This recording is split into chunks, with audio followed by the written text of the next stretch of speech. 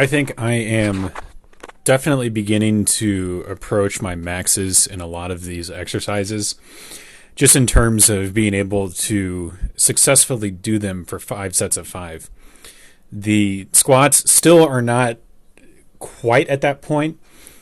I think that I'm definitely probably somewhere in the region of 285 to 290.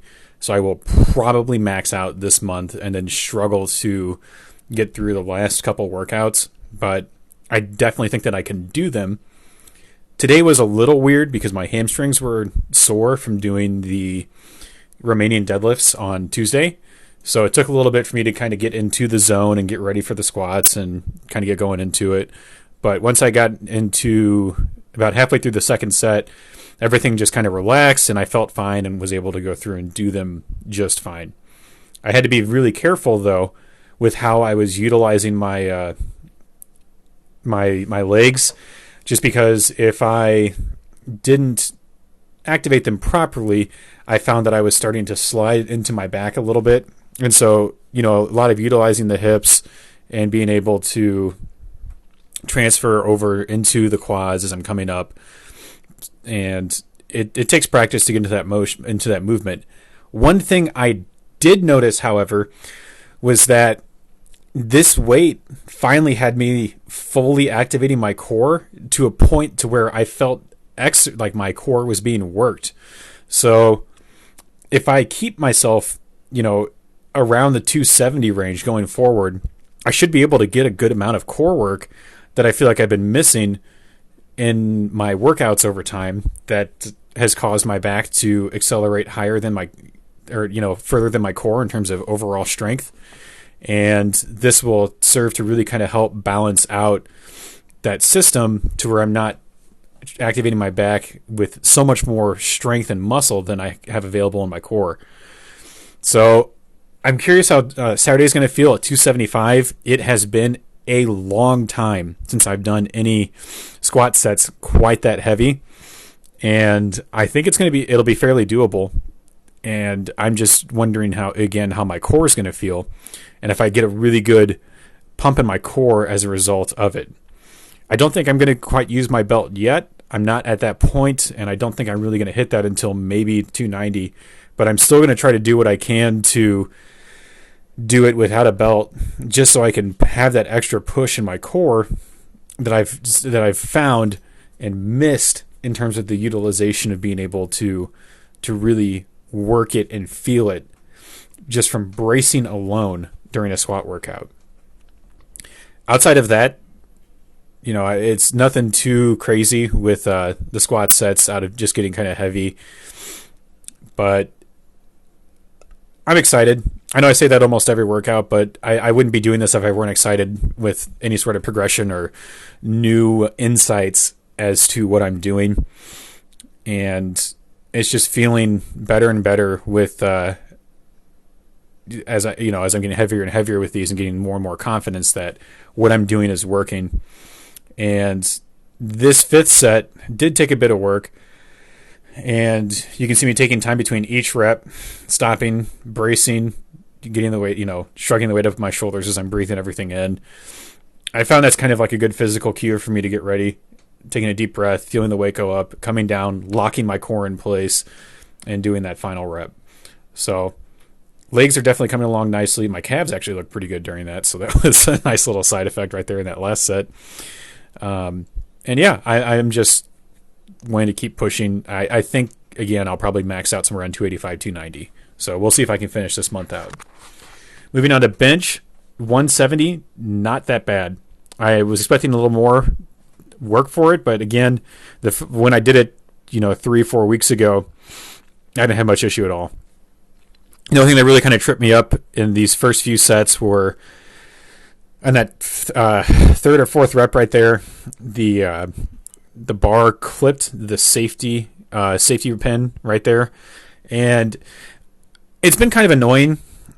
I can never quite get my bench straight against my bar, and I don't know what it is that I just can't conceptualize in setting this with being able to get it straight and have it in a good position, but I just never get it.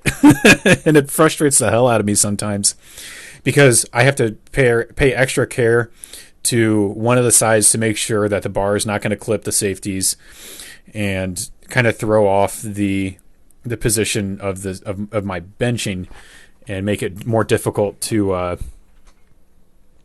successfully do the reps, because clipping that can kind of transfer the weight off almost immediately and throw off your rhythm with going through and doing reps like that.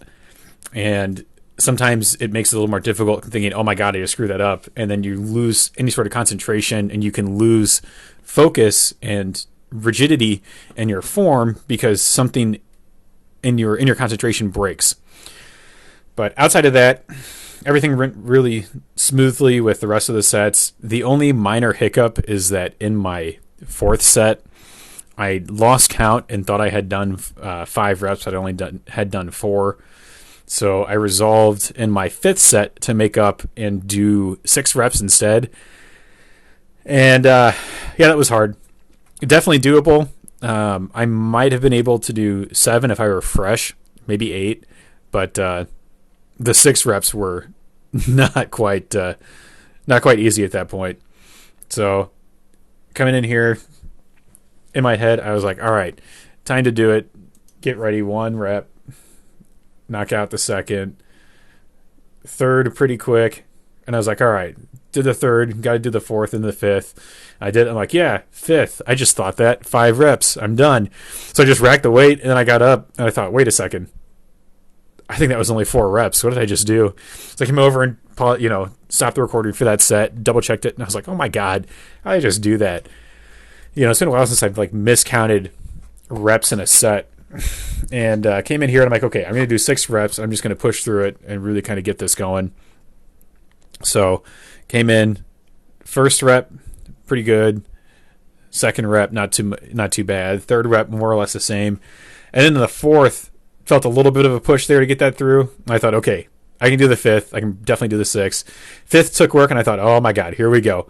6th rep was definitely pushing everything I could. My leg came up because I was just trying to force as much as I could.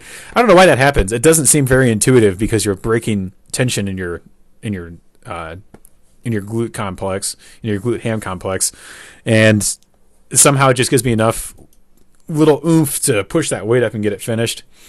Coming into the deadlifts, I only did 3 sets of warm-ups. So I did 135, 225, and then 275.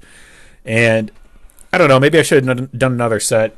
It's very rare, but I didn't feel warmed up until my 3rd set of deadlifts. Usually I'm immediately just roaring out the gate, ready to go. But I think I just did 1 too few warm-up sets by skipping that 185 in there that I usually do.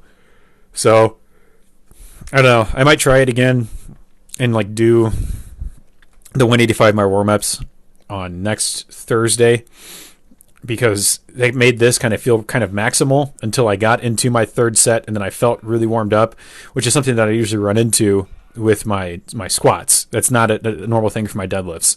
You can see me taking time to reset my position just because something just didn't feel like it was moving right. But by the 3rd set, everything was just kind of flying up, and I didn't feel much difficulty at all.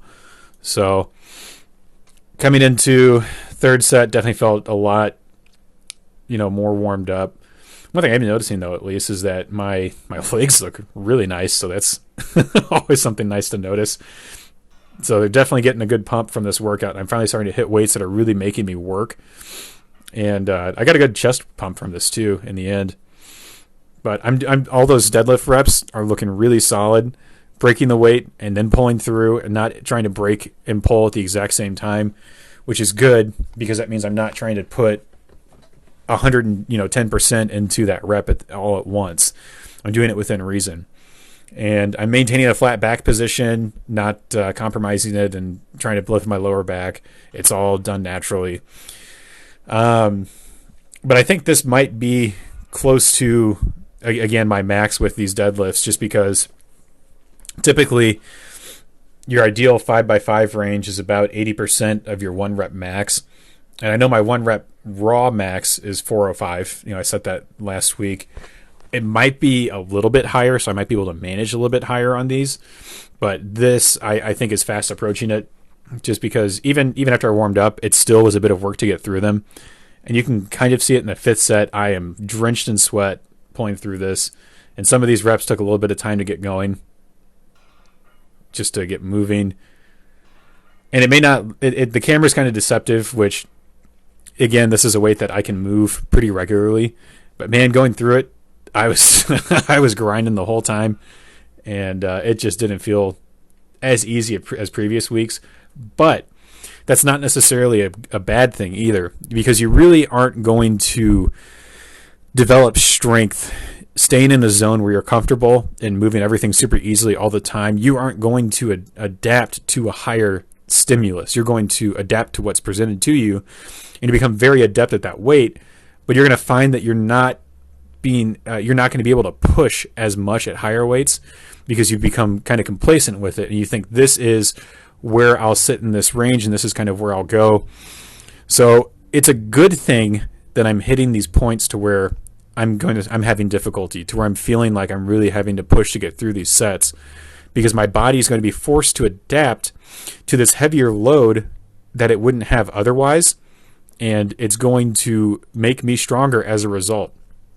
I'm not going to get substantially stronger if I were to sit around and just do 300 pounds on the trap bar deadlifts every single session.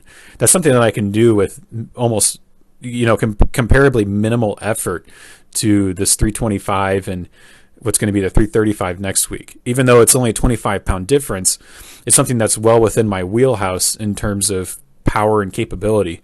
So that discomfort, that struggle, the difficulty with that is what makes you progress.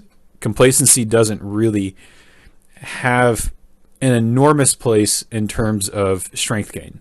And that's something to kind of really keep in mind, that even when you have difficulty with some of these weights, the fact that you tried and pushed is going to make your body adapt and get more in line with being able to do that weight in the future. It gives it something, it gives you, alongside that development, something to say, I got this close, or I was pushing these weights, I almost finished all of these sets.